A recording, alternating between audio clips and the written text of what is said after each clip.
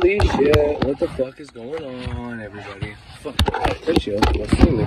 I will tell you, you won't see me there. This light off. Kinda need that light on for you to see me though. Hey, you can't really see shit. I need to look on. Anyways, what's going on, everybody?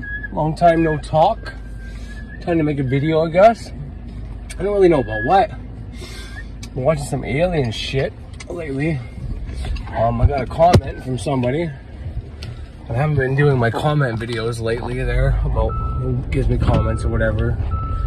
But someone gave me, after my last video, it was my Spreaker video that uploads to YouTube. But he wrote something about, have you ever checked out Mark Passio and his shit about Anunnaki? So anyways, so I looked into that. Pretty cool. So I started watching some shit about some other shit. And I'm not one to go into the alien shit, because once again, it's like, I am a big proponent and person about, you know, handle your own business before trying to fucking look at conspiracies, because first of all, conspiracies aren't really going to help you out in the long run. They're cool to know about, they're cool to fucking look into and all that, but people start using that shit as an excuse not to get on with their life, fix their life, or do anything about their life. Like, well, what the fuck's the point? And then they start waiting around for said conspiracy to fuck up the world and then, you know, not have to do anything. So I'm not one to look into this kind of stuff. But after trying to research, I won't get into what I was researching, but it was just profound, the amount of stuff out there. Now, I always knew from back in the day, when I was like religiously watching the Higher Self channel, when I actually put out good content all the time, or had good content, one or the other, about Arcturians, Palladians, and all the different shit. And I listened to different people like Dolores Cannon and I forget the other girl named Barbara McKenziak, talking about things from the Draconians to Reticuli, Zeta Reticuli, different things like that. So I always knew this was a possibility, but I just kind of put it all on the back burner for the longest fucking time, because once again, it's like, well, I can look into this shit and I can think the world's gonna end. I can think there's some shape-shifting fucking reptilian aliens, and I could think that there's greys that want to fuck me up, and there's all this other bullshit out there. But it's like, so I just live in fear the rest of my life. So I just kind of never kept looking into it, you know what I mean? Like, what the fuck's the point? And that's still my stance on all this stuff.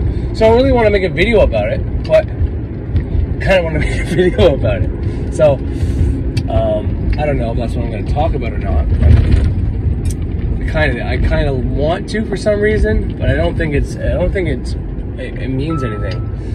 Buddy asked me, I won't say what he asked me, everything, but he asked me if I had any videos, because he was talking about how he looks into conspiracy stuff and he wanted to get into magic. And he asked me if there's any of my videos that I can refer him to, because I do have like almost 700 videos. And there was nothing I could do. You know, I couldn't point him to any specific video. So what I did do was point him to Frederick Xavier and sent him the PDF for Cabal and the Great Work of Self-Transformation, if that's what he wants to start. And I hope, you know, maybe that got through to him, and maybe that's what he wants to do. I don't know. To each his own, right? Witchcraft is a little less structured. Ceremonial magic is very structured and organized, and strict rules, and you got to do this every day 4 times a day, and you got to do this at least 1 time a day, and you got to do this a couple times a day, and you know, so there's a lot of structure to ceremonial magic. Versus witchcraft, you can start making circles and do whatever the fuck you want, but I think the structure in ceremonial magic really helps. So I'm going to talk about one of these things I just talked about, either ceremonial magic and the structure, about witchcraft, about starting, about getting off conspiracy, or might even get into aliens. I don't really know. So I'm going to play my fucking entrance song, and I'm going to go from there. So yeah, I'll see you on the other side. All right, so for the time being, I won't touch any alien shit. Not that I don't want to. I think it'd be an interesting episode if I did decide to talk about it. But I want to talk a little bit about the structure of ceremonial magic as per the book and curriculum I use, Kabbalah and the Great Work of Self-Transformation by Liam Thomas Christopher, which I was intrigued and introduced by Frederick Xavier, obviously not personally, but I watched his channel and he said this is the book that I literally work out of. And I'll give you guys the book, because somebody was asking about books, astrology books and all that. So then he said, well, I'll give you the book that I work out of, and it's a full curriculum from the neophyte to the Zelda grade. And so I was already watching him and starting Magick, and then I got that book. And like I've said in previous episodes and podcasts, I started making magic circles and only doing the middle pillar and not really knowing how to do it. I was doing like sigils after that, but I'd like cast my circle, but I had my circle like painted on the ground in my garage, sometimes not even. And then I would cast my circle, and then I would do the Kabbalistic cross. I knew that much, and I'd put myself up in the air, but then I would just do the middle pillar. I had no idea about the lesser banishing ritual of the pentagram. And this is all part of this whole structure thing I'm trying to talk about today. There's a lot of structure to it. So even in your ritual, you literally have a structure within your ritual. Like your ritual is structured to the tits. Like you gotta start with casting your circle, and then you gotta do your lesser banishing ritual of the pentagram. And then from there you gotta do, you should do your Kabbalistic cross. You start with your Kabbalistic cross after you do your circle, and you declare the temple open. And then you would do your lesser banishing ritual of the pentagram. And this would be the banishing one. Making your room sacred, making your space free from negativity and or positivity, just other energies that could fuck with your ritual basically. So, and the reason why I say it might make a neutral is because the first part you do one lesser banishing that you're doing widdershins counterclockwise around the circle, and that's the way you draw the pentagrams in the air, or pentacles, I forget which one's right. You do it like that because you're trying to get rid of something. And now, knowing what I know, I will set the intention, okay, well, what I want to get rid of specifically on top of everything else is I want to reduce this in my life, because you always banish and invoke. And then I would do my middle pillar, and then you would ask for the thing you're asking for. And by ask, I don't mean like, can you please give me this? I mean like, I'm so fucking grateful that you gave me this. And you're jumping up and down, and you're seeing whatever god of the week. Today's Sunday, so you'd be seeing the sun, you'd be seeing Ra, or Apollo, or Helios, or Mithra, maybe Christ, whoever you want to put as the sun god. You'd be seeing him, and you'd be shaking his fucking hand, thanking him, and you know, however you want to visualize whatever you want to visualize. This is up to you. This part you can alter and do what you want to do with, but everything else has to be structured the way it was. And I think there's a benefit to that, because the more you stick to something somebody's done a million times, and a million somebodies have done it millions of times over the centuries, you got more power in it. So there's more energy given it to it. So it works. And then you would do your lesser banishing ritual of the pentagram again, and this one would be the invoking one. So you banished away the negativity or the bad juju in your fucking house or in your space, and then you're invoking good fucking whatever at that point. Anyway, let me keep going. Give me a second. I gotta go get something. I never opened myself this way. Life is ours, we live it our way. All these words I don't just say, and nothing else matters. Trust I seek, and I find in you. Every day for us something new. Open mind for a different view, and nothing else matters. Oh yeah.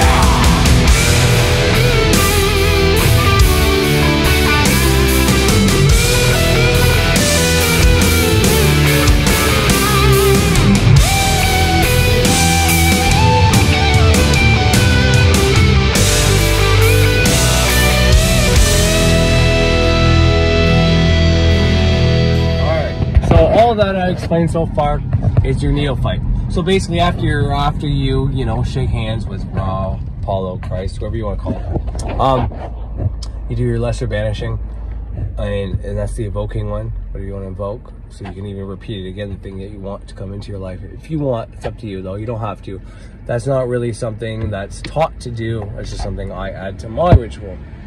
But it's more important that you just do it. And then it's now depending on what you do, if you follow the book to a T, there's the meditation on a tarot card, meditation on a point, and then you would do your Kabbalistic cross, and then you would close your circle and declare the temple closed. So that's if you go by the book. For me, I never did my meditation on a point and my meditation on a tarot card.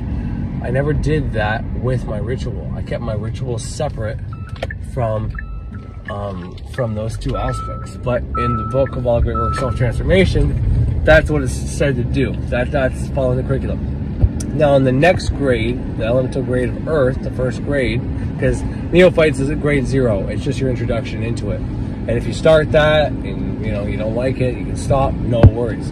When you start doing the Earth grade, now you have to do, there's different things that come into play, and one is, some people call it open the watchtower. There's a similar, and then there's a greater ritual of the hexagram, which reduces Saturn's effect on you, which in turn reduces all the planets' effect on you, because he's the ruler of all the planets. So these things are huge, but what I started doing, even before I got into the elemental earth of grade, I didn't necessarily open the watchtowers as they explain to do in the book, but I would literally call the elementals, and I'd call the watchers to my circle. I had my own little type of ritual / ceremony / own script that I made, that I've done over and over and over again, just in that grade, because I think it's important. And it's something I learned from Witchcraft to do.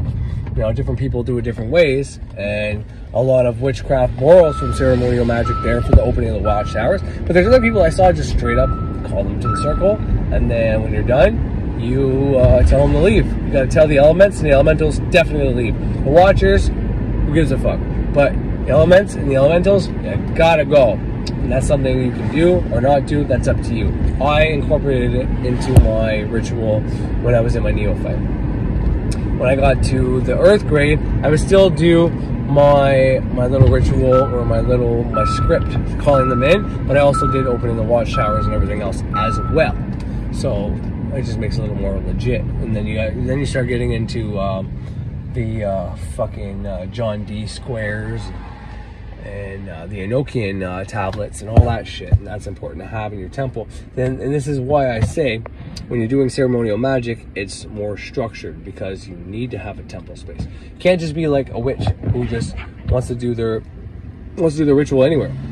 One day you might do it in your bathroom. Maybe in the wintertime you do it in your bathroom or your bedroom, but then in the summertime you go outside in your backyard, or you go in your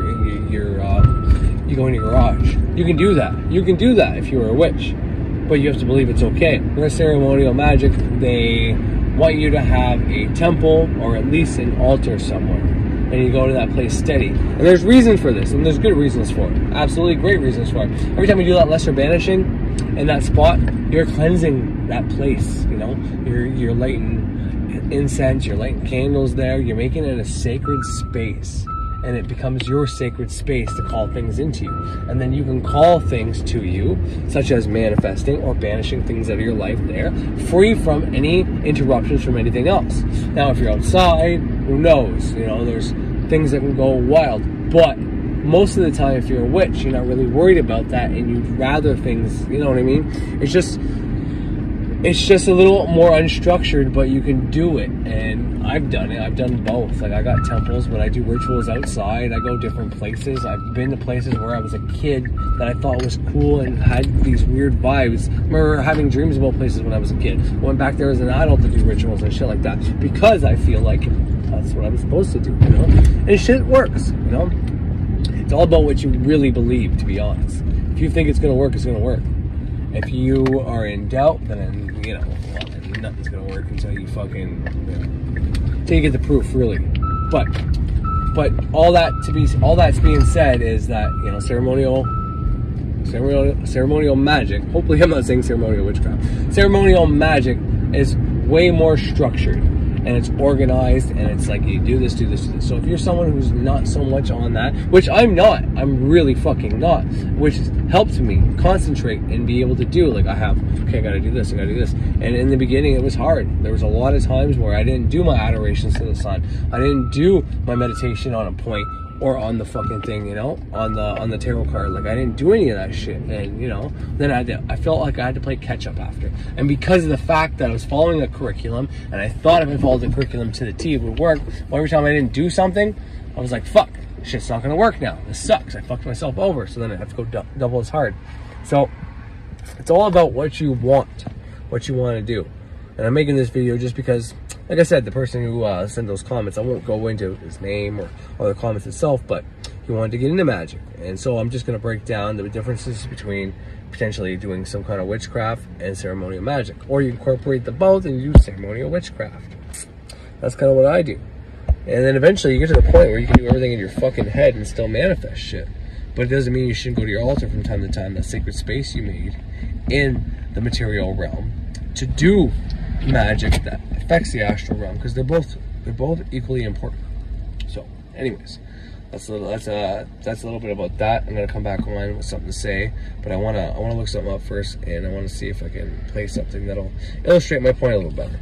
All right, so I hope everything I said up to now is helpful to anybody thinking about getting into magic.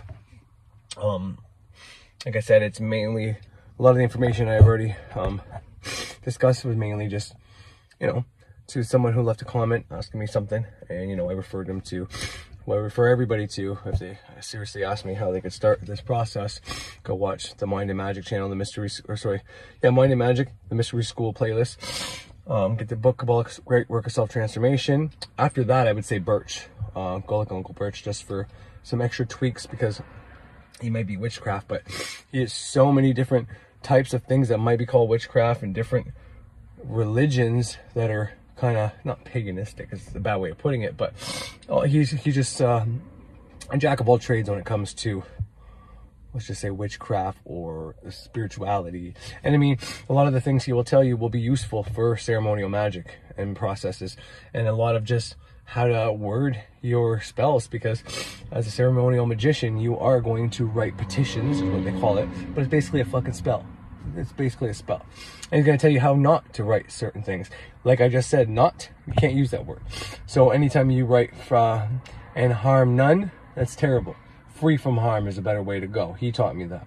Never use a negative word. I'm so grateful that I don't have any of this. That don't is going to be, it's going to turn into, I'm so grateful that I have any of this, which most likely will give you the shit you don't want to have, right? So you don't want to use that kind of speak. And unfortunately, we use a lot of sarcastic kind of language, and I'm going to fuck all this up. Everything I'm saying is going to sound like shit. We use a lot of sarcastic language. Anyways, that all being said, it was mainly just to focus on that, because, you know, generally if someone's got a question, a lot of people might be in the same boat, right? So anyways, all good. I'm going to switch gears. I know there was something else I was supposed to talk about, but I didn't go back and look. I started recording this yesterday, but a lot of things happened from yesterday to today, I'll be honest. But last night I watched a video from Woodward TV. Yeah, conspiracy. I know, right? Guys asking me, I got to get off the conspiracy junk. How do I start magic? Got any videos you can refer me to and refer to somebody else? Then I go and watch some conspiracy shit. But I made a video about this a long time ago, okay?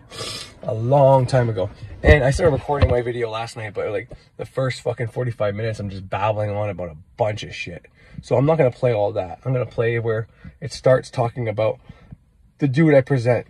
There's a guy who goes through a timeline from, I think, the 1500s to the 1800s of what was happening, because this is all marked down. It's in our history log, or I don't know how you would call that, but every time there was comets and earthquakes and volcanoes and plagues and hysteria and different diseases and things that happened, and there was cosmic activity, this is all marked down, and it's still being marked down. So that's what I'm going to show you. Woodward TV is showing that all of these things were happening and during the early pandemic things. And what my my video was about this. I made the video before the pandemic, and I said it in it, and I'm not trying to toot my own horn, so don't think I'm trying to say I'm some fucking psychic. But I said I feel like something bad's coming. And so then I played this thing, and I said, I tried to link it to like the whole, how they're doing chemtrails in the sky. And most people think that's to kill us, it's to harm us, it's to harm our food, it's for this, that, and the other thing. And people think it's to block out the sun, it's to stop global warming. I think it's to hide the fucking skies, so we don't see asteroids and cosmic rays and fireballs and all shit. That's my personal opinion. I can't prove it, but that's what I think. And that's why I played this video, because every time as above, something above is happening, something below happens. So what I'm going to do is I'm going to start with Woodward playing this thing about all the cosmic activity being, and it's still being recorded to this day, but they're not recording what happened at the same time. So it's going to say about asteroids and comets that came close to the Earth during the time of pandemic, when it first started. And then I'm going to play the old video that I made in, I think it was 2019 or 18. It was either 18 or 19 that I made this video. And it's talking about the past, and every time there was cosmic activity above us, shit happened on Earth. So, and the reason I'm playing this is because I think it's relevant to today. I think every time something happens up there, something happens down here. And if shit's happening up there, then maybe we should be looking to the skies a little bit. And I'm not one to peddle fear or try to get conspiracies going or anything like that. I'm not saying this is a bad thing or a good thing. I'm just saying anybody who's in hermetics, understand the rule as above, so below. Just something good to, just something, you know, good to keep in mind. Now, this is all speculation and just me fucking throwing shit out there, and you know, God only knows where I'm gonna go with it, but I still want to play all this for you, and yeah, we'll see where it takes us and see what we can discuss and what we can figure out. All right, here we go.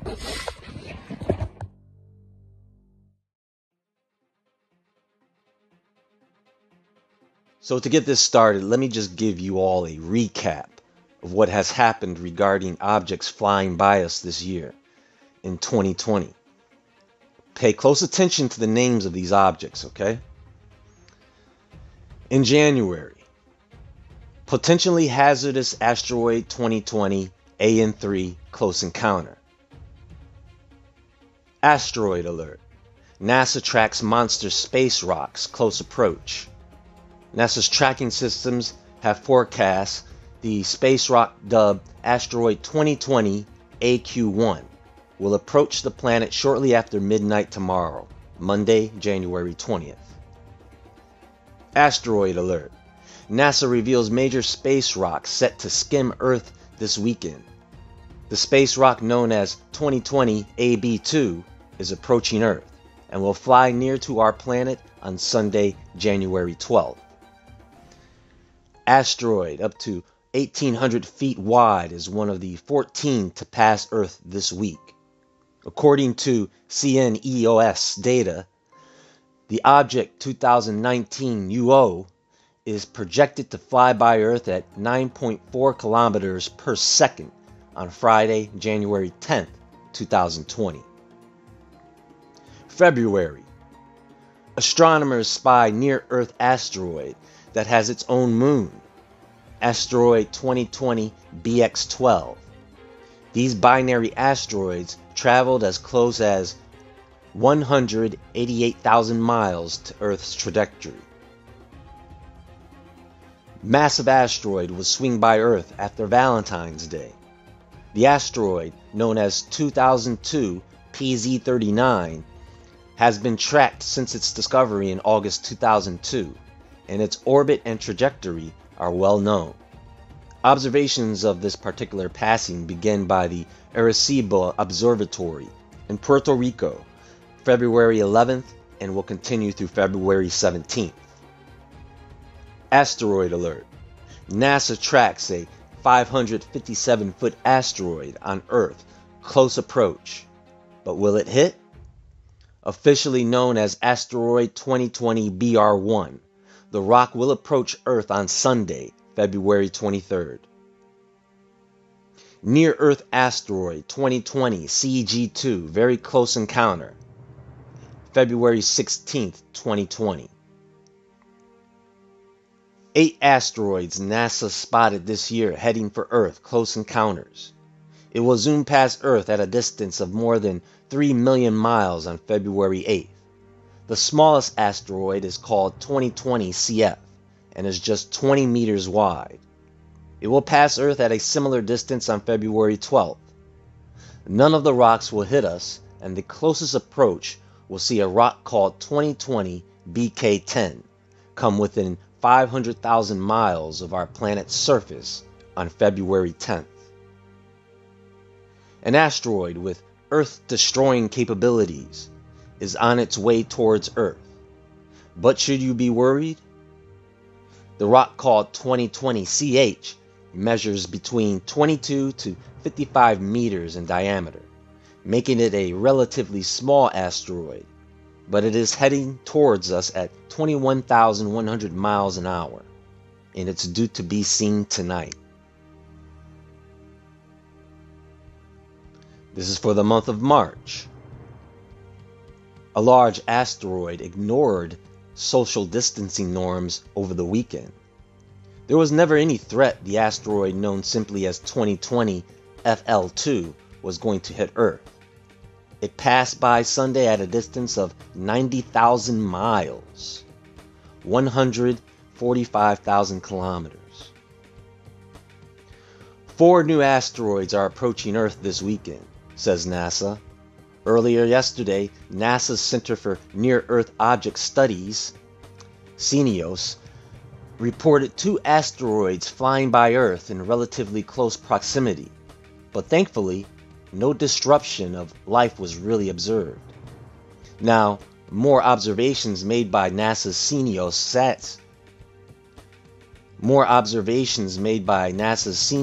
states that over tomorrow, March 21st, and Sunday, March 22nd, a total of 4 asteroids will approach Earth and are projected to fly by at close proximity, while the farthest of the 4 will be 3.5 million kilometers away from Earth. The closest will approach Earth at a distance of 7,013,000 kilometers, which in space terms is not really too far away. The 4 asteroids in question have been named by CNEOS as 2020 FK, 2020 FS, 2020 DP4, and 2020 FF1. The 2020 FK asteroid is the smallest of the 4, measuring just 43 feet in diameter. It is presently hurtling through space at a speed of over 37,000 kilometers per hour, and will approach Earth from a distance of 1.36 million kilometers. Are you guys with me so far? Are you getting this all down? My God, we're still in March. How about we skim through the next 5 months? April. Big asteroid shows itself ahead of Earth flyby on April 29th. On Saturday, April 18th, the Arecibo Observatory in Puerto Rico captured a radar image of the asteroid 1998 OR2, which will zoom within 3.9 million miles of our planet on April 29th. May. Near-Earth asteroid 2020 KJ4 extremely close encounter, May 27, 2020. Tomorrow, the 28th of May, 2020, the near-Earth asteroid 2020 KJ4 will have an extremely close but safe encounter with our planet, coming as close as about 142,000 kilometers, 1/3 of the average distance of the Moon. June. Biggest asteroid to pass close and undetected this year.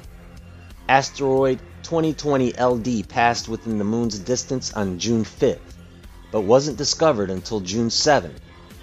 It's the 45th known and the largest asteroid to sweep within a lunar distance of the Earth so far in 2020. Are you kidding me? The largest asteroid to pass close by us, and they didn't see it until after it passed? I'm no mathematician, but isn't that a little too late? July. An asteroid the size of a car just zipped by Earth in close flyby. A car-sized asteroid discovered over the weekend made a close flyby of Earth today, July 28, passing our planet at a range that rivals the orbits of some high-flying satellites. The asteroid 2020 OY4, which was first detected on Sunday, July 26, made its closest approach today at 1:31 a.m. EDT, when it zipped by Earth at a speed of about 27,700 miles per hour, according to the European Space Agency. The asteroid is just under 10 feet wide and posed no impact risk to Earth, but did approach the flight paths of geosynchronous satellites. My goodness. Okay, so August. A car-sized asteroid made the closest Earth flyby a space rock has ever survived. A newly discovered car-sized asteroid just made the closest known flyby to Earth without hitting our planet. On Sunday, August 16th, the asteroid, initially labeled ZTF-ODXQ and now formerly known to astronomers as 2020 QG, swooped by Earth at a mere 1,830 miles away. That gives 2020 QG the title of closest asteroid flyby ever recorded that didn't end with the space rock's demise. That was last month. Now the question is, of course, after hearing all of that, is should we be concerned about these flybys? Yes. If I came to your neighborhood, your block, and said to you, there's a gang that's driving down the street doing random drive-bys, but don't worry, the bullets aren't going to hit you, would you just take my word for it? I mean, folks, these were just the flybys, the near misses. I haven't gone through the news about the objects that have hit us, not to mention the fireballs people have been sighting. See, the reason I bring this to your attention, and have been for some time, is because one day soon, very soon, a fairly sized metal rock is going to penetrate the atmosphere and cause some major damage. And I don't want everyone to, at that point, start keeping an eye out. No, I want you all to be awake and aware of this now, not after something happens. We have a lot more asteroids coming this month. That means more fireballs. That means more impacts. They are trying their best to suppress this news by telling you just about the asteroids that are not going to hit us. But they are not telling you or warning you about the ones that will hit us. And they know which is which. There's more to come on this. I just wanted to give you all a heads up on the things to come. And I don't want you to get caught by surprise when they do. So until next time, folks, take a closer look at this. And as always, stay awake, stay aware, stay safe, and I'll talk to you all soon. Alright, so that was my man, Mr. Woodward TV. Yeah, I'm in my hot tub again. I shot the bubbles though, so shit, probably can't even hear me. Oh, I get my fucking phone all wet. If I fucking drop this phone in here, I guess this video won't be published, but it's all good. So yeah, that's my house behind me. I'm gonna see the hot tub. Anyways, all good. So yeah, that was Woodward TV. This way I can see if the kids coming behind me stay out food. Pretty sick. That was Woodward TV talking about all the asteroids sightings, comet sightings, the weird names. I won't get into the names and the acronyms and the way they were, but I mean, I'm sure you can figure out kind of what he was getting at about some of those names. But this is recent. This is during COVID. This was happening in the skies. Now I'm out here with I was out here with my wife. She just went in. So, but previous to that, she's like, oh, look at the stars. The minute I look up the stars at night, it doesn't quite look like a shooting star, but it's not like in the daytime when you see a fireball. Now I've seen fireballs during the day. At night they look a little different, but it wasn't a shooting star, and it probably wasn't the fireballs I see during the day, but it was something else. And like I said before, like, you'll hear me in this fucking, I'm about to play from one of my older videos a couple years ago, talking about this. If I go outside any night and look up in the skies, I will see fireballs or shooting stars or some anomalies, and I've seen them in the middle of the day before. I'm not lying about this. And I wouldn't, because I'm not one to start conspiracies. I'm not one trying to get clickbait. I'm not one trying to make fucking popularity off videos through conspiracy. I don't believe in that. But when there's shit happening above us, shit happens below us. So the guy I'm about to play now, first it's gonna be me talking. I don't know how long. I might trim some of it off if it's all just gibberish nonsense. But the dude with the good information you're gonna hear, he first talks about some old maps and how the geography of North America has changed from older maps where there's no Great Lakes in Canada, and how California goes from a peninsula to an island back to a peninsula, meaning there's a connected part to the island, and there's a whole region where it looks like there's a bomb that went off, but before that wasn't there, and there was a lake Cannabi, something like that, that's no longer there. So something happened. That's the first part. But the part after that, which isn't very long, I think it's only about 8 minutes long, where he's talking about that, but it's interesting. It's the next part after that where he gives you the chronological order of sightings of what's happening in the skies, and then what happens down on Earth as a result of that, or just coincidentally, that I want you to listen to. I don't know if I'm gonna chime in anymore. I'm gonna let the viewer decide probably on this, what they want to make up their mind about, because I don't want to push conspiracy, and I don't want to push crazy theories, because like I said, Buddy sent me a message saying he wants to get off conspiracy junk and he wants to start Magick, and I think that's the best bet. I think that's the best thing we can all do, regardless of what's going on around us, about COVID, about fucking asteroids and the times, about any of this shit. The best thing you can do is fix your own fucking life, by far. And sometimes that might be starting something like a spiritual practice, whether it's just meditation and breathing and exercise, or maybe it's straight up learning some of the old arts that we call magic or witchcraft, or whatever the case is, or maybe it's going back to church, and maybe it's just trying to figure out what your passion, doesn't matter. Whatever you think is best for you, you start on the path that you think is better. If you need help, you need help. You ask somebody who you think might be able to help you. But what I'm trying to say is, regardless of all this shit, last thing I want to do is promote a conspiracy fucking theory that I have no way to prove. So this is all speculation, conjecture, and everything else that goes along with those terms. Pick your synonym that means the same thing. But I just want to make this video because I watched that last night and something fucking clicked in me, and it told me to go, okay, you need to go find your other video. So I spent like fucking 30 minutes combing through all my videos trying to find my old video.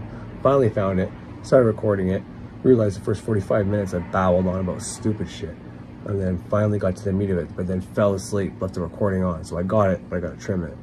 But point is, I was led to dig this out. So whoever's watching me, some of y'all out here need to know this or need to see this again. Maybe you didn't see it before, but going by what Woodward just said, and then going back in time from 1500s to 1900s, realizing the same things been happened and recorded. So what Woodward presented was just the asteroids and comets that were coming close to Earth, nearby Earth, and might hit Earth. But they didn't say all the things that happened at the same time. But we kind of know what was going on. We know about COVID, we know about George Floyd, we know about Trump shit, we know about the QAnon, we know about all the things, craziness that was happening and still happening, Russia, everything else, right? We know about all this. So we only need to know what's going on in the sky, and we can fill in the blanks for the rest.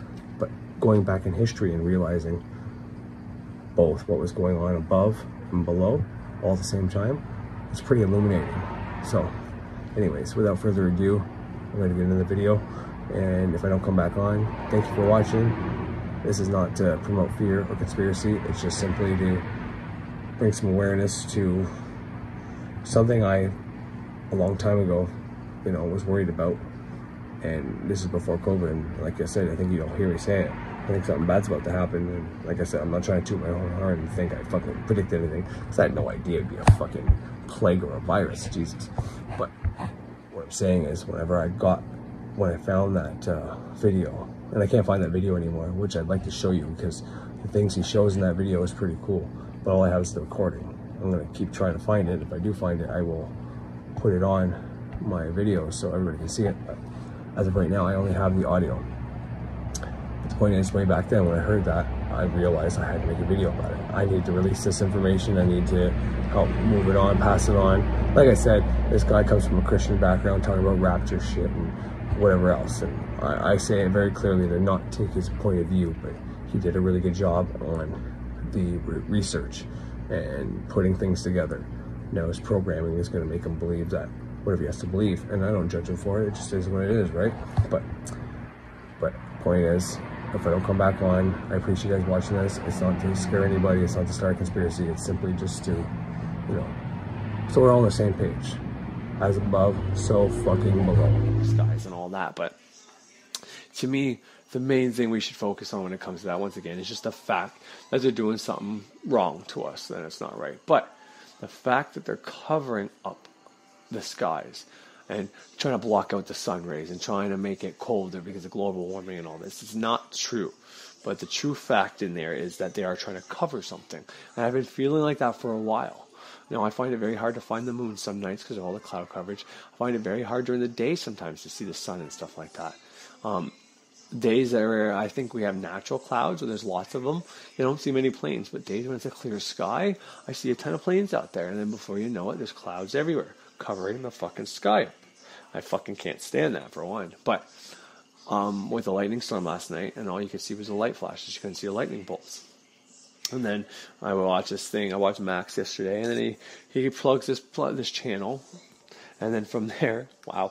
And from there, you know, I'm watching it. And I mean, I don't know if I'm going to play the whole thing for you or not, because he gets into Aquarius and he talks about angels coming back and he talks about the rapture. He talks about the Bible a lot. And he's got a very polarized, bad perspective, not bad perspective, but negative perspective, thinking, you know, things are worse than they are and all that. And I don't believe Aquarius is coming for.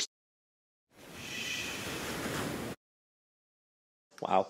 And from there, you know, I'm watching it. And I mean, I don't know if I'm going to play the whole thing for you or not, because he gets into Aquarius and he talks about angels coming back and he talks about the rapture. He talks about the Bible a lot. And he's got a very polarized, bad perspective, not bad perspective, but negative perspective, thinking, you know, things are worse than they are and all that. And I don't believe Aquarius is coming for some fucking, you know, going to be some kind of kraken fucking octopus thing in the sky, Kronos or whatever, or Medusa, coming to fucking kill us or anything like that. I don't believe any of that. So that's why I wanted to give this big, long introduction / fucking, you know, rant about it doesn't matter what you think, and don't take on other people's belief systems as your own.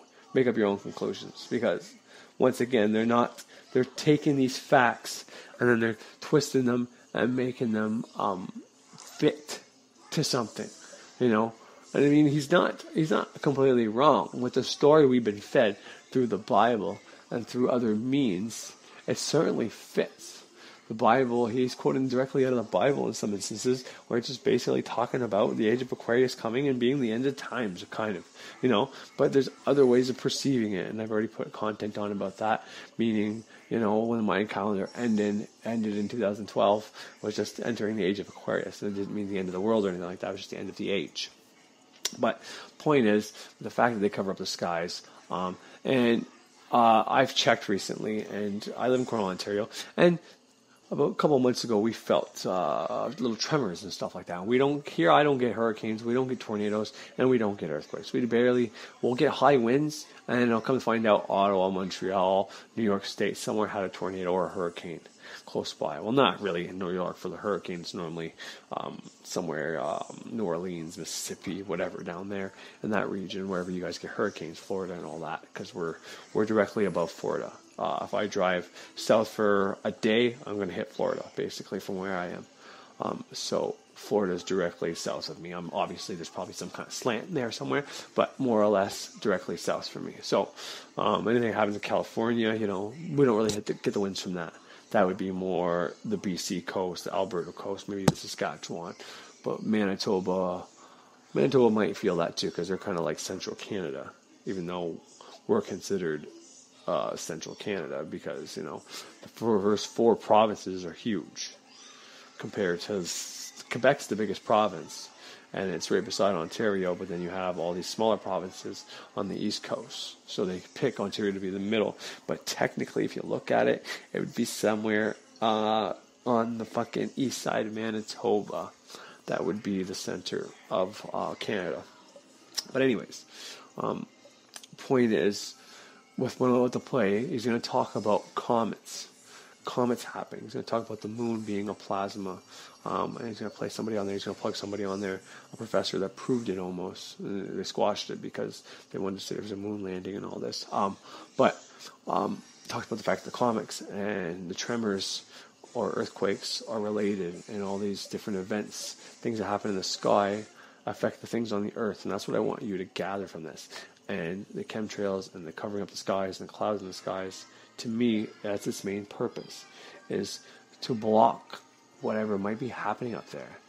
Now, I've seen fireballs during the day, and that's the only thing I'm going to say it is, because I can't tell you if it's a comet, if it's an asteroid, if it's a solar flare. I don't know.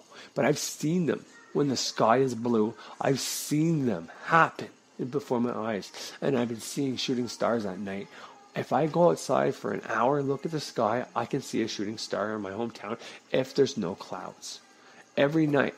Every single night. And I'm not trying to instill fear in anybody. I'm not trying to tell anybody anything. I believe these are cyclic events. I believe these things happen in cycles.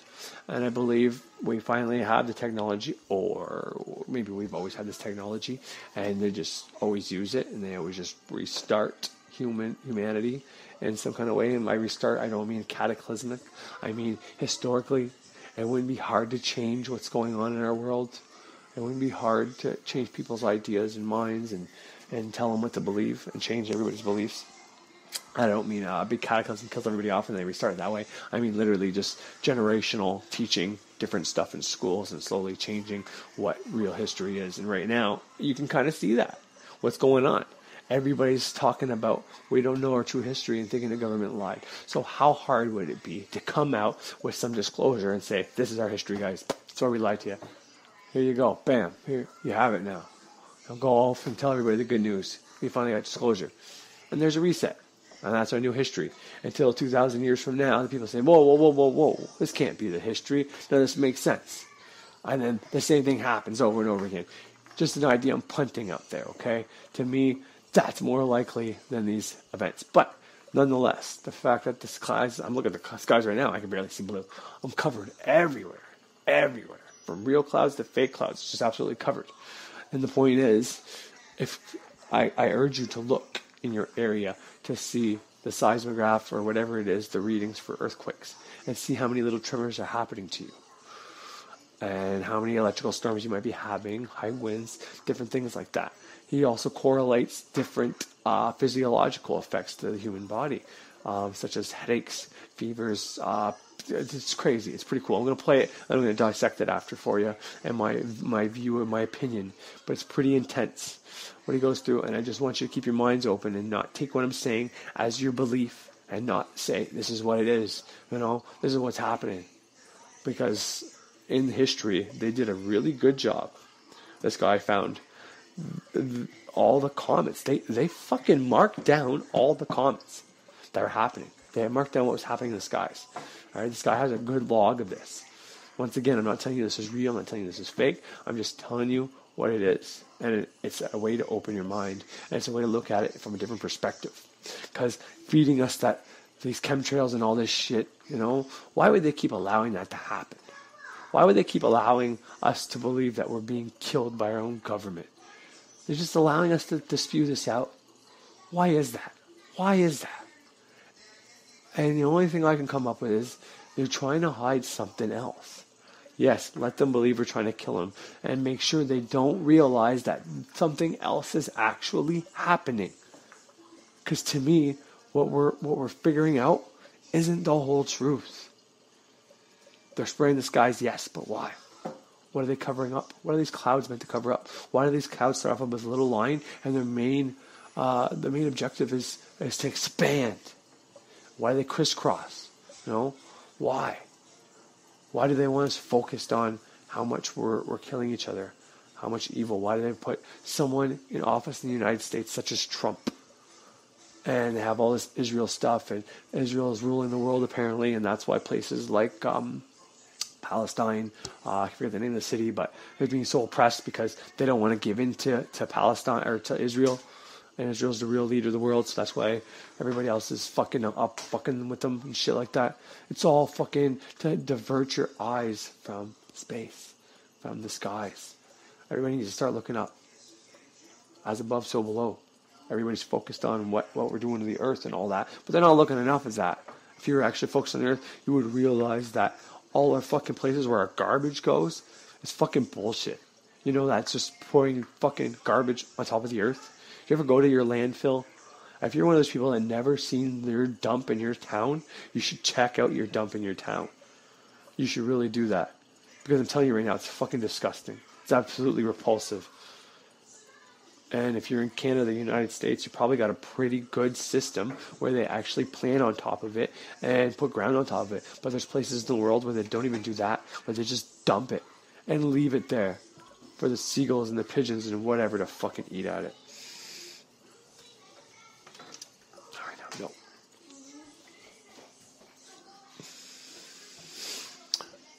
And it's absolutely repulsive. If you watch some of these videos from this guy, he actually goes through some of those clips.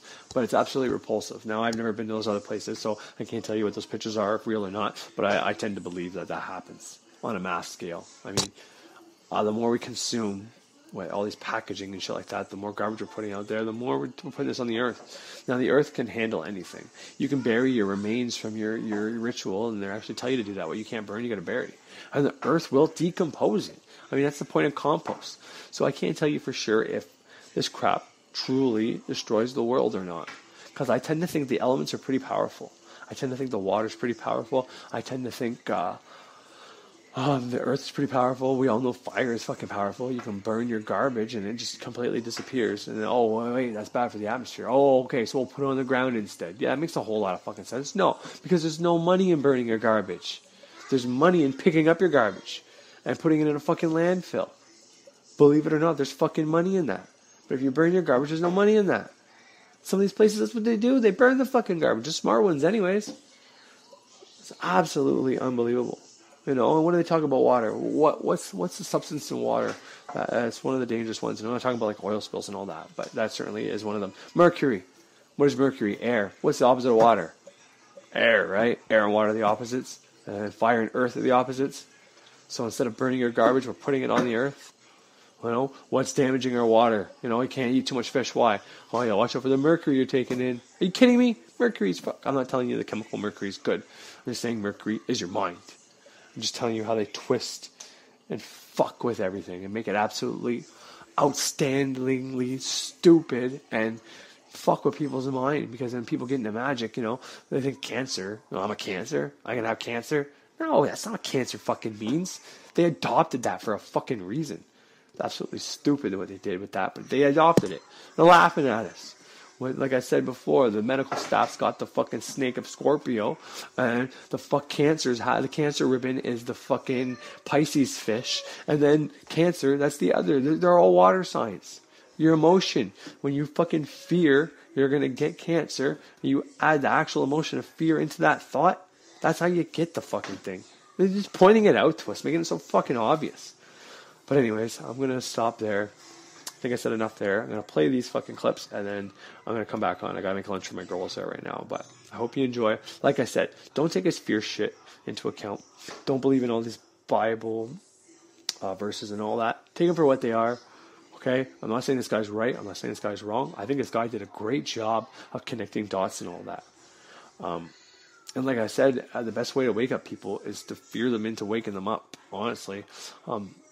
If people are working their 9 to 5 and you put all this love and light shit out there, what's that going to do? It's going to do absolutely nothing. But if you finally get them to see that something is wrong, if you get them to fear their future and want to do research and then come to find that, okay, it's all a matter of perspective. They lied to us and the story's different and it's not real, and you got to find, that's how you do it. So once again, I'm not bashing this guy. I think he did a great job, and that's why I'm playing his video. And I'll put the link somewhere in the description for you guys, and I truly believe you should watch it. But I don't want anybody to adopt someone else's belief system. I don't think that's good for anybody. You take his information, you do your own research, as I did. I looked up that professor who talked about the moon being a plasma, and talking about all the laws of the universe and all that. And I'm looking up him right now, actually, or as soon as I get off of this, to get more information on him, because he seems like a hell of a man, and you know, probably a good chance that he ended up fucking being murdered or suicided or something stupid like that. But yeah, all the things that we're being allowed to believe, you know, I'll just do one more, like 9/11. Why was 9/11 done so fucking obvious? And why is their main objective to point out how obvious it is? Well, because they want you thinking, okay, was it a plane crash? Was it a bomb? Was it all the above? Who did it? Why did they do it? Blah, blah, blah. They want you focused on all the details. They don't care if you believe that they did it or not. They just want you focused on the details and trying to prove how they did it, so you never come together and unite. And that's how polarized people are, because everybody that looks at it can almost agree unanimously that it was done deliberately by the government, by CIA, by FBI. Almost everybody come to that conclusion. But instead of being outraged and go against the government, being that September 11th is coming up real fucking soon, being that, and then the other thing you have to take into account was September 11th, okay? Set, right? Set, en français, numéro 7 is 7. That's Saturn, right? Saturn, 7. Now, it's the 9th month, that's why 9/11. And if you take 9 and you take that 2, take the 9 minus 2, it's fucking 7, is it not? Ho, people are doing the wrong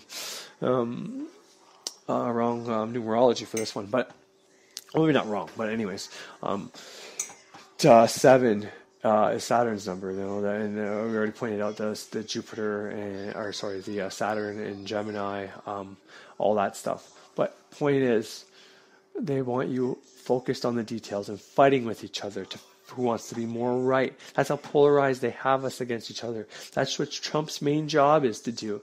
It's not to bring down the states. It's not to, I mean, he's going to probably do things, and he may come after magical practitioners and witches at some point to help polarize people in some way or shape or form. But to me, he's going to keep going after the bigger communities, because there's more polarity in there. His main objective is to separate the United States and essentially the world, to either being for or against him. It's kind of like Twilight. If you're a girl, are you Team Edward or Team Jacob? You know, of hockey teams, any fucking thing. That's polarizing. You're either for or against. You're in the group, you're out of the group. You either believe in 9/11 or you don't. And when you do, you either believe it was plane crashes and CIA inside job, or you believe it was, you know, insurance fraud. You know, it's bullshit. And they got us so stupid and so dumbed down that we actually realize that they're doing this shit and we're not doing anything about it. We're fighting over the fucking details. Why the fuck are we fighting over details? Why aren't we saying, enough's enough? Why do all these innocent people have to die? And then we're going to fight over the details? How much sense does that fucking make? Honestly, I got tears in my eyes right now. I'm not even joking. It's disgusting that people die. And for what? To fucking polarize people? To get people against each other? To show that they have absolute power over us, that we can't do anything about it? Hell no. I don't know anybody that died in the World Trade, but I don't want any of them to die in vain. Not a single fucking one. Anyways, I had to make lunch, but I'll leave you on that note. Think about them this September 11th. And think about avenging them. I don't mean in a malicious way. I mean in a way that honors them. You know? Why are we fighting? I don't think any one of them would want us to fight.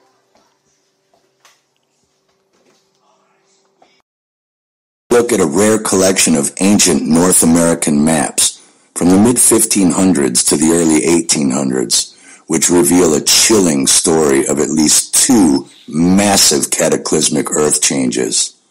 One major event in the mid-1600s turned California into an island and later back into into a peninsula. It also split a single giant lake in Canada into what is now Lake Manitoba and Lake Winnipeg. This split appears to have caused the formation of the Great Lakes of the Midwest and thousands of smaller lakes just to their north. The second cataclysmic event of the early 1800s seems to have crumbled the mountains containing a massive ancient 3,300 square mile inland lake or sea, which was called Cannabis, creating the Grand Canyon, the Great Salt Lake, and all of the destruction we see in the southwestern United States, not millions of years ago, as we are told by lamestream science. Perhaps by coincidence or not, this massive sea was only about 100 miles south of what is now Yellowstone National Park. We are also told by lamestream science that it has been 630,000 years since the last Yellowstone eruption. Strangely, the trees in Yellowstone look to be very young, only a couple of 100 years old at best, but that's another story. Or is it? Let's take a look at the United States today, at least according to Google Earth. Have you ever noticed that the lush green United States looks like a 6,000 kiloton bomb went off right around Yellowstone and blew away everything to the south and west of it? Unless old man America just suddenly went bald there from aging, something just doesn't add up. By no coincidence, this is right where the Lake Cannabis was located on maps up until the early 1800s and never seen again after.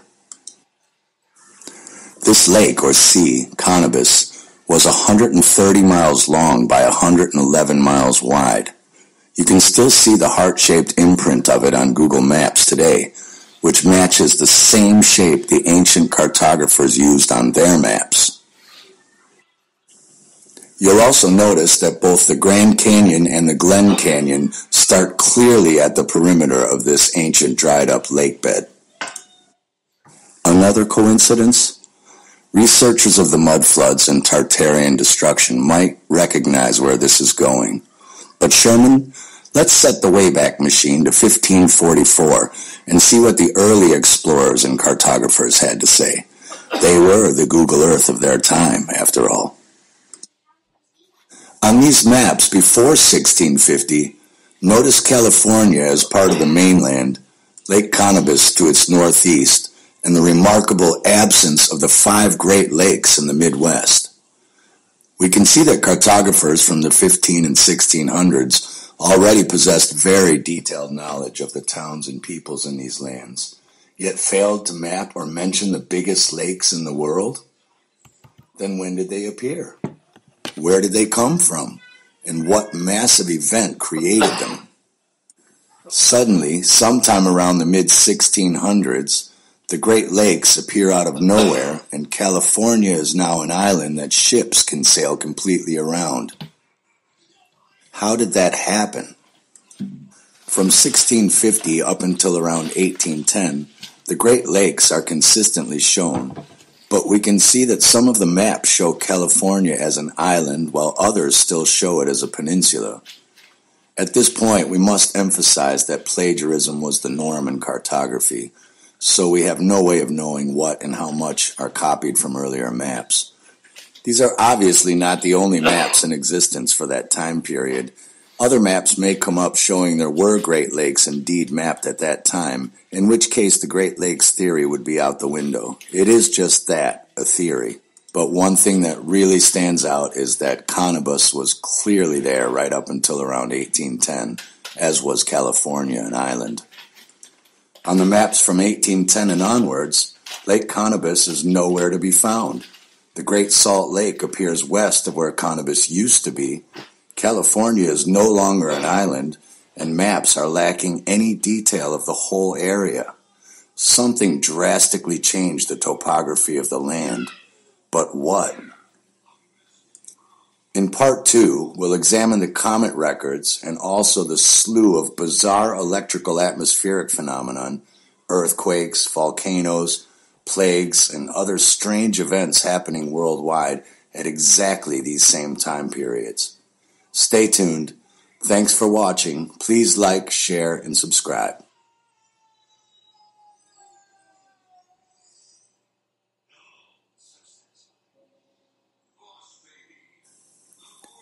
In part 1, we looked at a chronological series of ancient maps that suggest at least 2 major geological upheavals and topography changes to the United States.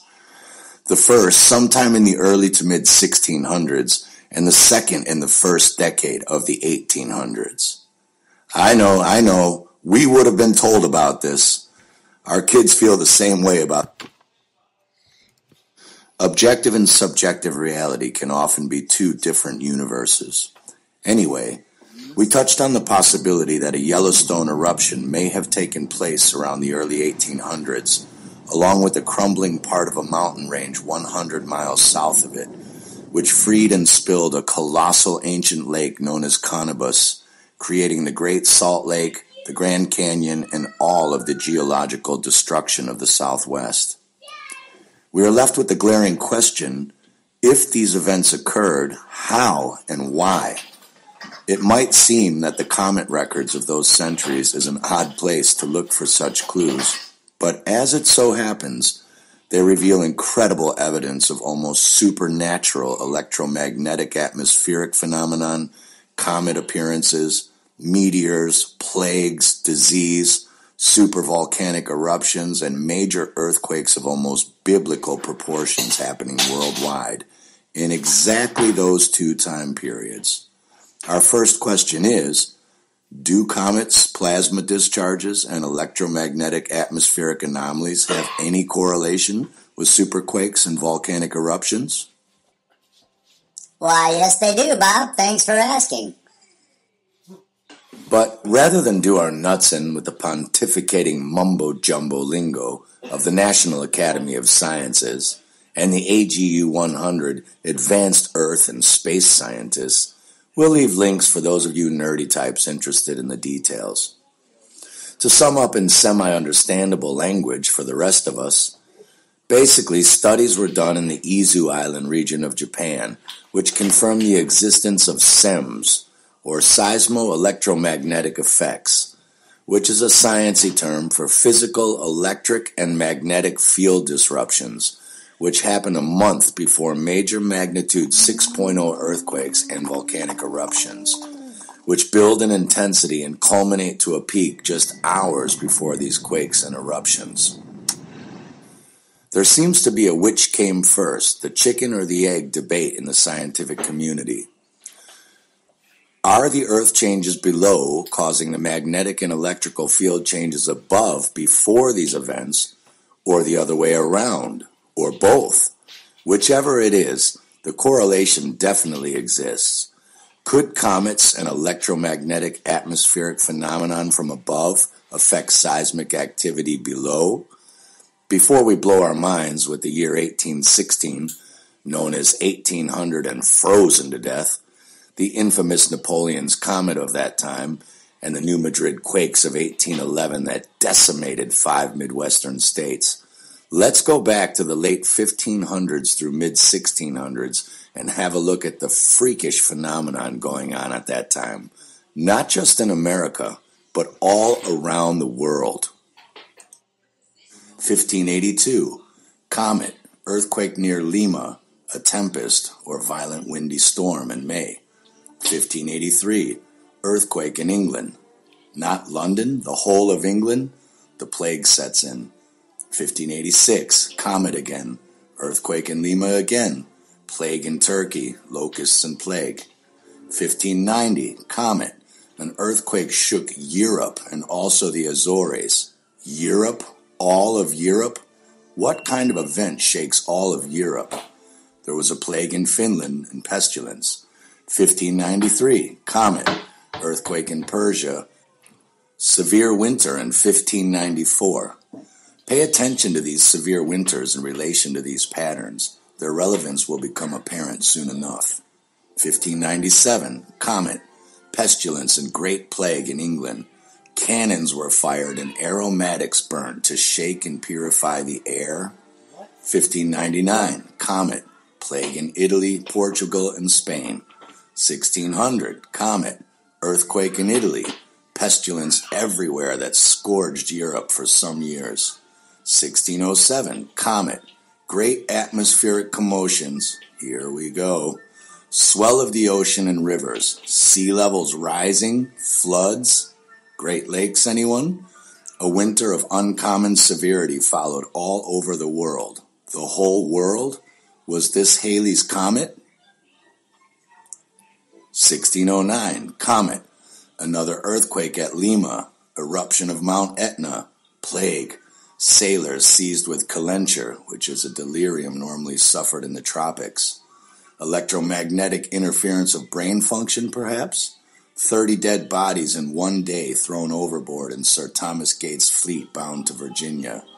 Dead from what? Delirium? Neptune, the god of the sea, and Jove, which is Jupiter, the god of thunder in the sky, were on bad terms all year. This means fighting or catastrophic weather.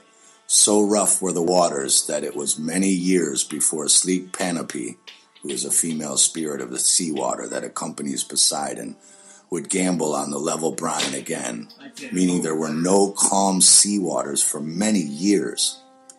1612, comets. Storms at sea laid 2,000 dead carcasses on the English coast, 1,200 on the Dutch shore. A plague in Constantinople destroyed 200,000 people. In summer, Europe was covered by grasshoppers. It is a known fact that electromagnetic waves affect grasshoppers and locust swarms. EME complexes are fitted to vehicles and unmanned aerial vehicles today just to combat flying locusts in transit. So what drove them all into Europe? 1614, comet, suspected eruption of Mount Etna. 1618, 2 comets, earthquake in Rhetia, Switzerland, hurricane in Bermuda. 1620, comet, followed by cold winter, violent storm and tides. 1625, comet, eruptions of Hekla in Iceland and Palma in Spain. 1632, Mount Vesuvius lost 200 feet of altitude by burning, earthquake of Naples. 1633, comet again, another severe winter afterwards. Etna is volcanic for 5 years and an earthquake in London. 1635, comet, another eruption of both Vesuvius and Etna and earthquakes. In America, a memorable tempest. Now, how windy and violent does a storm have to get to be memorable 200 years later? 1638, earthquake in Calabria destroyed 30,000 lives. Also extensive earthquakes in America in June. America? Not Delaware, but known America? Tremendous storms of wind in autumn. In 1639, swarms of small flies on the sea near the coast. Like all insects, flies are affected by electromagnetic fields. 1640, a remarkable meteor in America at great elevation early in the morning. Very curious meteors seen at Boston the following years. Curious, as in not expected. 1647, comet, earthquake in America. America? Where? All of settled America? Plague in London, and in America influenza was general and very fatal. 1652, another comet. Earthquake in South America, another eruption of Mount Vesuvius. 1658, earthquake in America. 1661, comet and earthquake the next year in America, followed by the Great Plague of 1665. Aside from putting the modern-day man-made climate change hysteria into a different perspective, I don't know about you, but I find it strange that comets, earthquakes, volcanoes, plagues, strange brain diseases, raging floodwaters and seas, and electromagnetic-affected insect swarms seem to all get out of control around the same periods of time together. Coincidence? Perhaps. But what we should be asking is, with all of this electromagnetic and geological turmoil going on worldwide, is it possible or so far-fetched to suspect a combination of, or even one major cataclysmic event around the same time may be the reason the maps look so drastically different afterwards? Perhaps causing the formation of the Great Lakes and turning California into an island? Let's jump forward to where things get really crazy. We're talking Twilight Zone crazy. Yes, you just crossed over into the Twilight Zone. 1786. The early part of the year was cold. Aurora Borealis, April 29th. A flood, November 5th. This is not impossible, though it is very rare. The scientific explanation for Borealis is that charged solar particles interact with the Earth's magnetic fields and collide with gas particles that cause the characteristic glow. They tell us this happens at the magnetic poles constantly because the magnetic fields are stronger there. They are usually green due to collision with oxygen particles, but exciting different gases can produce different colors. What is interesting is that suddenly Borealis will start to be seen in England and the United States leading up to the 1812 event. So what was going on with the magnetic fields on the Earth at that time for this rare phenomenon to start being seen more often? 1787, comet Aurora Borealis on St. Paul's Day. 1788, 2 comets. The autumn was very tempestuous and hurricanes in the West Indies. On the 17th of October, a remarkable meteor in Connecticut. 1788, a singular halo in Connecticut, 28th of May. On the 27th, there had been fine auroras again. A remarkable black spot was seen on the sun the 9th of November, and there was famine in America. Earthquakes closed the year, and a remarkable cloud, light, and storm. 1790, 3 small comets, earthquakes in Africa, and in 1791, an earthquake felt at Lisbon, and Aurora Borealis in October 1790. 1792, another comet, earthquake felt in Perthshire, and a comet again in 1793. 1794, right after this, the crops fail in England. 1795, Mount Vesuvius broke out in flames on the 15th of June, and in America, a species of headache with vertigo became epidemic. He says no bleeding, opiates, nor aperients, which are constipation drugs, had any effect on these headaches. Meteor, September 9th. Could this be an electromagnetic atmospheric disturbance causing this strange epidemic? 1797, 2 more comets. Hydrophobia epidemic in Rhode Island. Suddenly everyone is afraid of water. Do they have rabies? What on earth was going on to affect brain physiology? 1798, comet. A severe winter followed. There's that cold again. 1799, 2 comets. Storm of wind and severe early winter. 1800, violent storm of wind.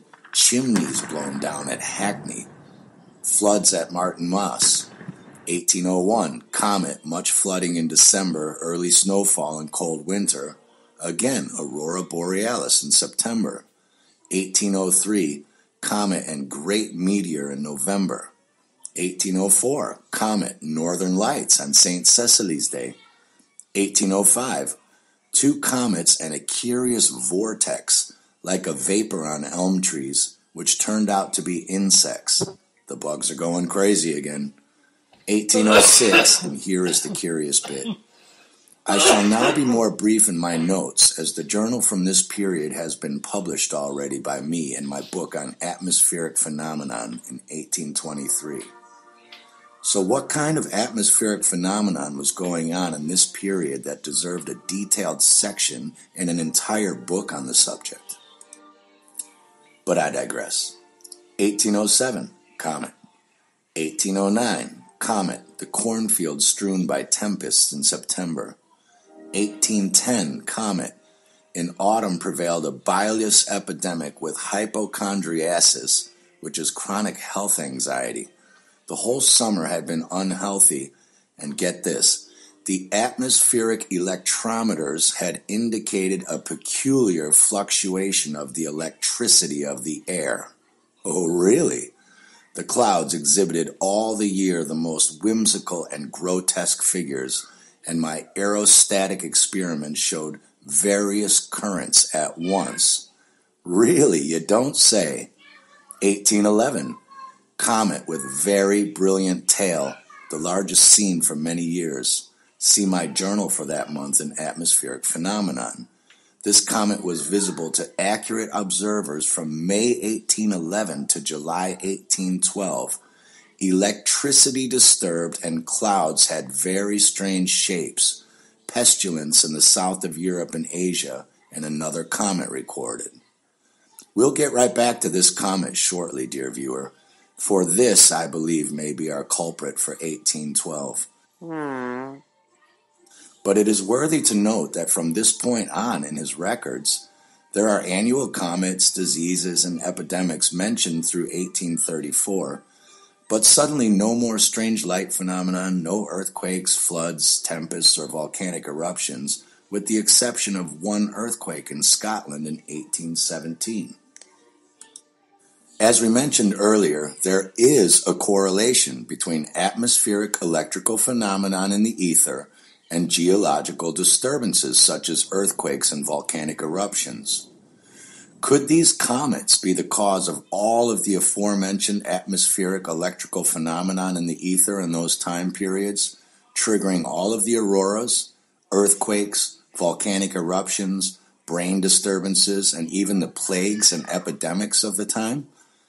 In the Part 3 finale, we'll revisit 1811 through 1816, the appearance of Napoleon's comet, the wars and revolutions going on in every country on Earth at that time, the New Madrid quake that decimated 5 U.S. states, and the possibility of a major Yellowstone eruption that may have drained Lake Connibus and shifted enough landmass to join California back to the mainland. Stay tuned. Thanks for watching. Please like, share, and subscribe.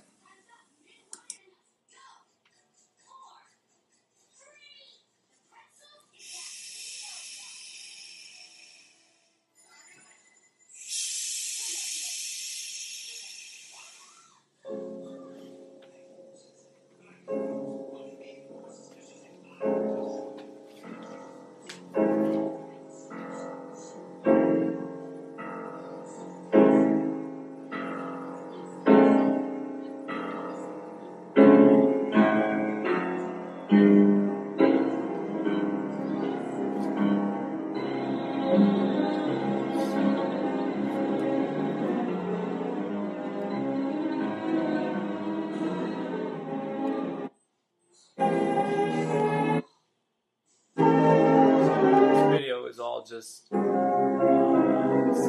and all that, but it's definitely worth checking out. But it's pretty dark and gloomy, pretty fear-based stuff. But you should check it out. I'll put the links up for it. Oh, the result is this is important. And we expect Professor Foster.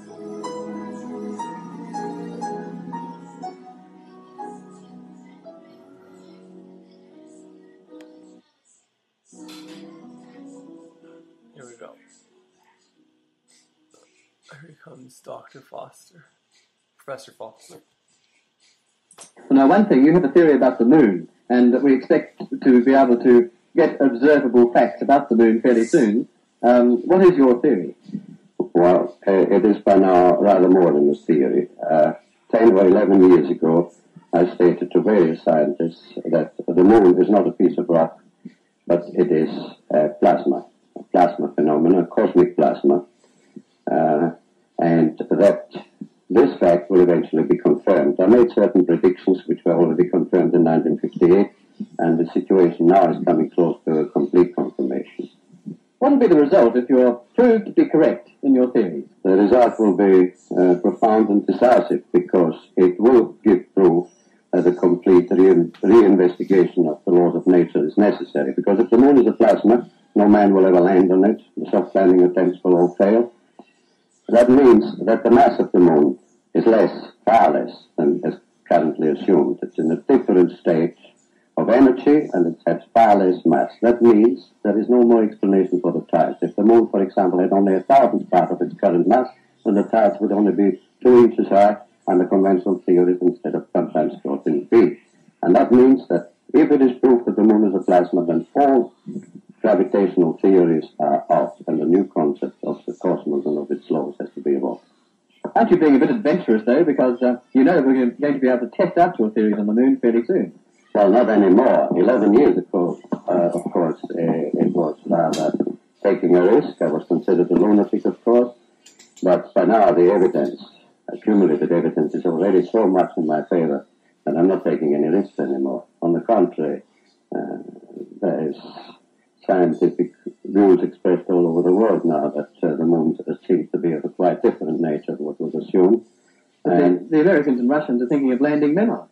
well, that will never happen. Not on the moon. On Mars, on Venus, and other planets, yes. But the moon is definitely, as I assert, a plasma.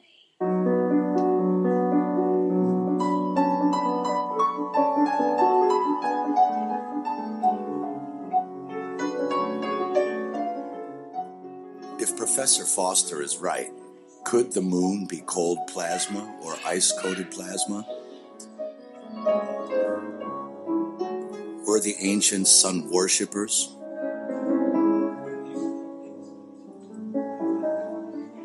Or sun watchers?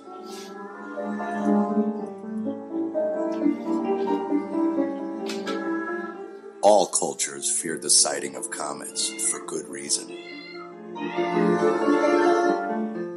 Comet sightings have often accompanied disasters, earthquakes, wars, famine, and plagues.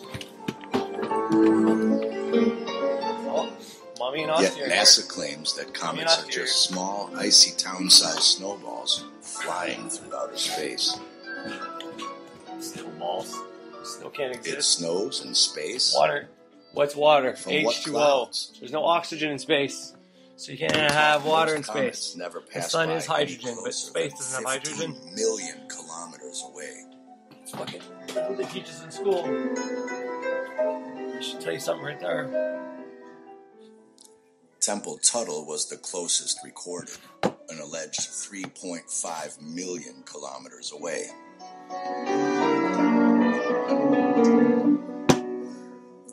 How can a 260 square kilometer snowball cause so much carnage from millions of kilometers away? It can't, unless comets are not space snowballs that cause chaos, but rather electromagnetic plasma phenomenon in the upper atmosphere that accompany it. A strange cosmology war is currently raging. One side claims we live here, spinning upside down and around while zooming trillions of kilometers per hour.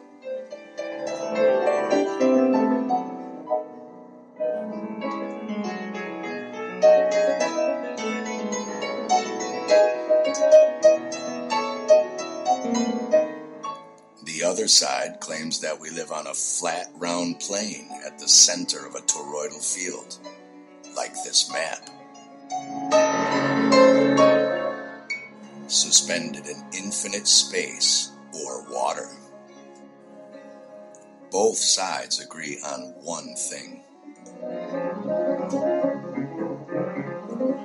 The Earth's atmosphere has a propensity towards constant electromagnetic plasma buildup and discharge.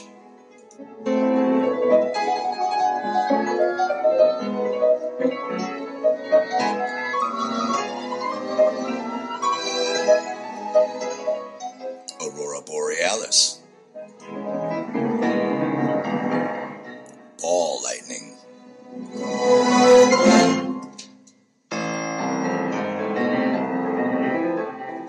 Red sprites. And all of these other plasma phenomenon.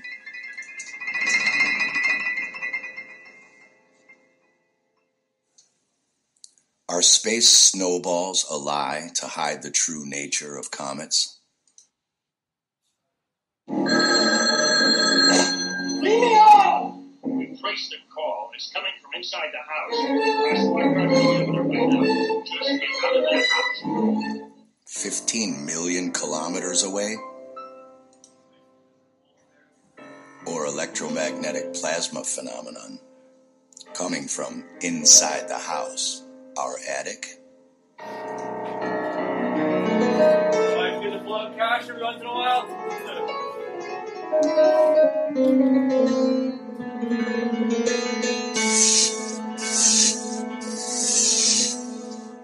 The Mayan calendar. Cthulhu. Quetzalcoatl. The Demigorgon. The Fog. The Mist.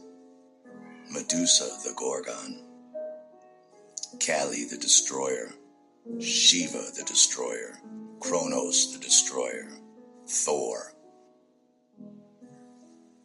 Modern and ancient mythologies are obsessed with world-destroying sky gods wielding fire, lightning, tentacles, and snakes.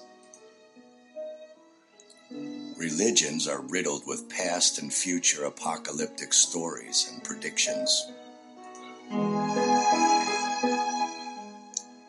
Native cultures are obsessed with fire rituals.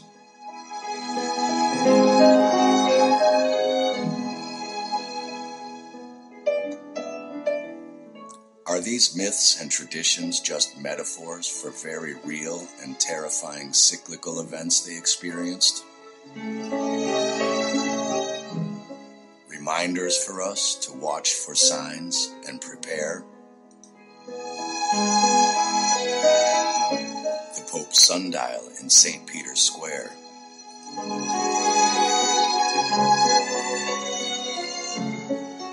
A bit overkill for a wristwatch, don't you think? Unless it's called a watch because we are watching for something specific.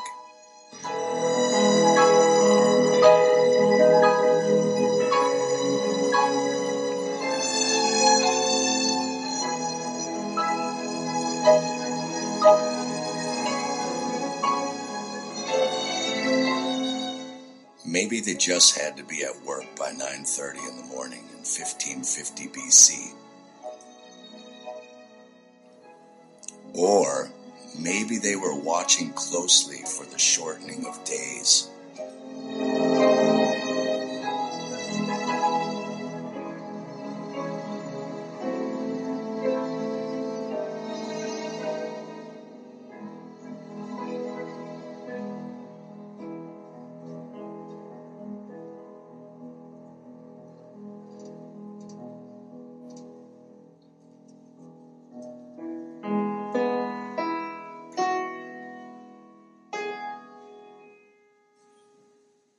The Georgia Guidestone's post-deluge instructions maintain humanity under 500 million in perpetual balance with nature.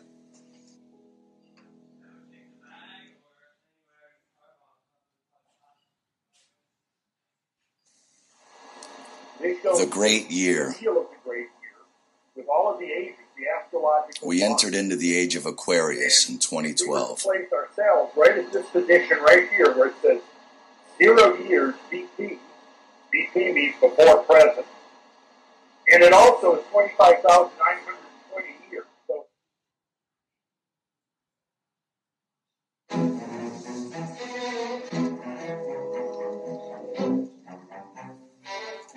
What is the Son of Man, and why are the biblical Gospels of Luke, Mark, John, and Matthew so terrified of its return?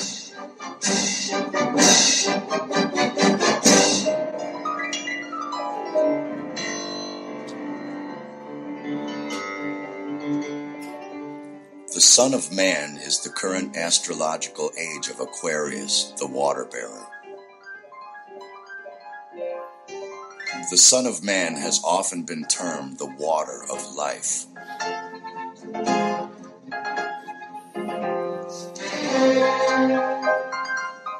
The Son of Man in man demands his own. His cry is, "Cease torturing me, cease wasting."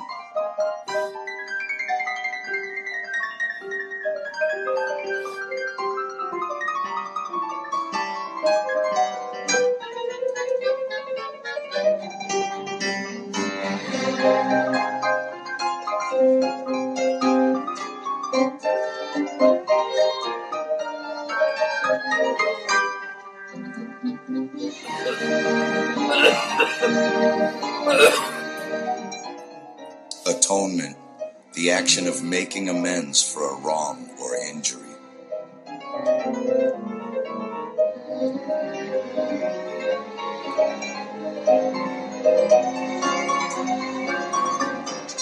Planet Uranus, NASA CGI, magically affecting us from 3 billion kilometers away.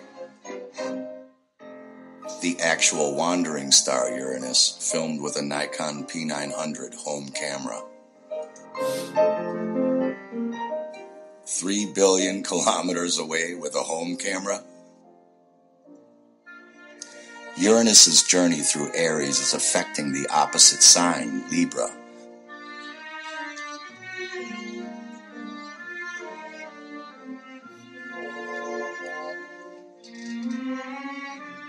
The scale pans are wobbling and the balance point is quivering. The Earth's balance is being checked by the mighty cosmic power. Now we understand the real symbolism of this Masonic artwork.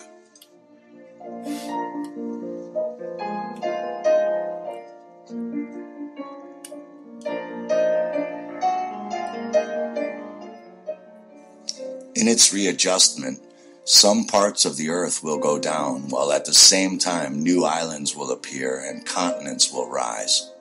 The whole Earth will be purified, restored, and refreshed, and there shall be a new heaven and a new earth. This will be literally and physiologically true.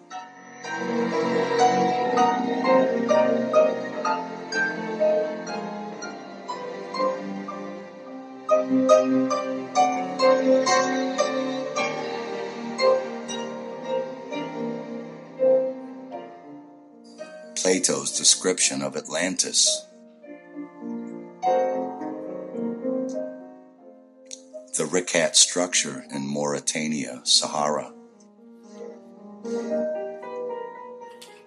Probably just coincidence. The 1606 Mercator Arctic map shows an enormous island called Friesland, due west of Iceland, just south of Greenland's southwest indent. It had 6 major cities, 3 small towns, and its own coastal island chain, and a partridge and a pear tree. It was so important to the region that Mercator gave Friesland its own blow-up in the upper map corner. Van Dodecam put Friesland on his 1605 map.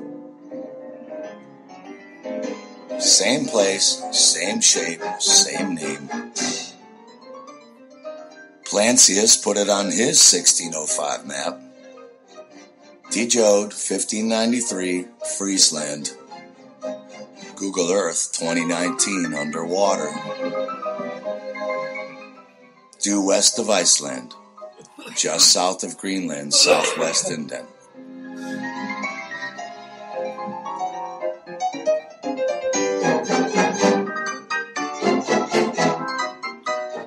Friesland.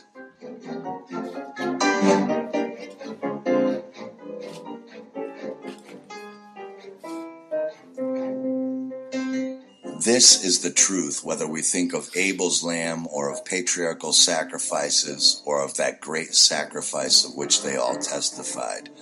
They all with one voice tell us that atonement made is the only foundation of blessing.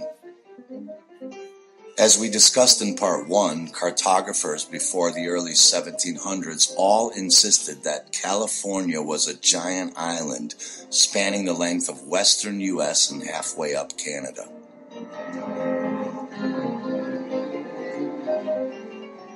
Solarius certainly knew.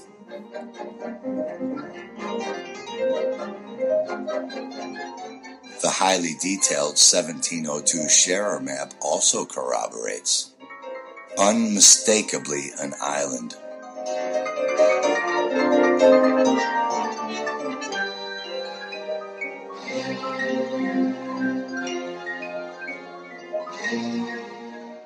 And now, not so much. In fact, when we look at Africa, we see the exact same thing as the southwest U.S. This time, an elongated blemish with a bulging southeast side. also with major geological desert and destruction to its southwest. But before 1660, it was Lake Zembre on every map.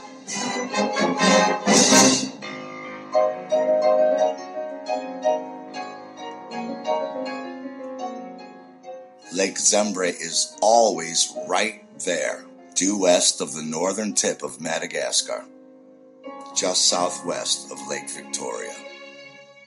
Need more proof? Look at these.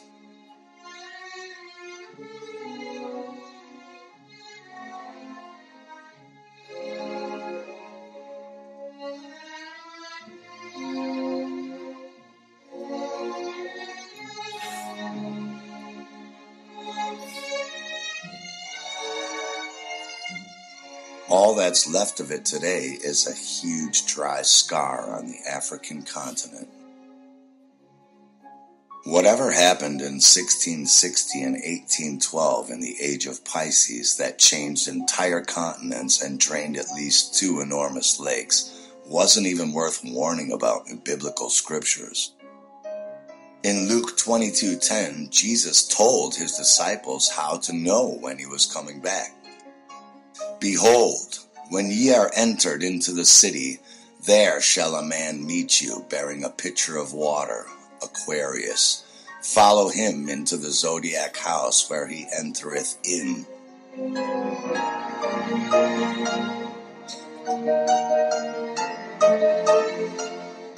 In the book of Revelations, we find yet another mythology of a vengeful sky god coming to destroy the wicked before a new golden age can begin. This sky god has eyes of fire, the voice of many waters, and a sword coming out of his mouth. He's the beginning and the end, or really the end and the beginning, with an army of angels trumpeting terrifying noises from the sky as they come down to kill the wicked. Aquarius is associated by Kabbalists with the 14th letter N, or Nun. This letter literally means Jesus, or fish. In the biblical story, Joshua was the son of Nun, and Joshua is the origin of the Latinized form Jesus. Therefore, Jesus also means fish. It is common knowledge that the fish has been the esoteric symbol for 2,000 years for the Son of Man. But if Aquarius brings in a mighty golden age, why are Matthew, Mark, John, and Luke so terrified of the return of the Son of Man, Aquarius?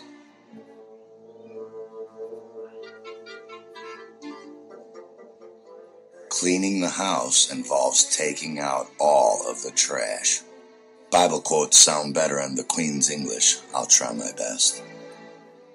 No one knows about the day or the hour, not even the angels in heaven, nor the Son, but only the Father.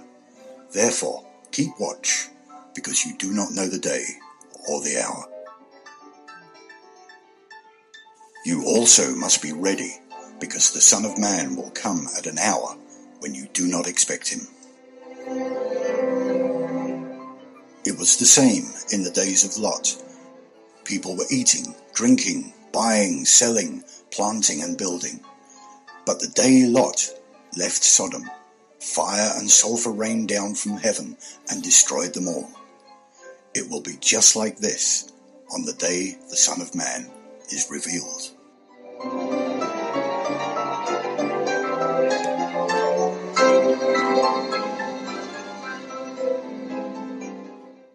As it was in the days of Noah, so it will be at the coming of the Son of Man. For in the days before the flood, people were eating, drinking, marrying up to the day Noah entered the ark.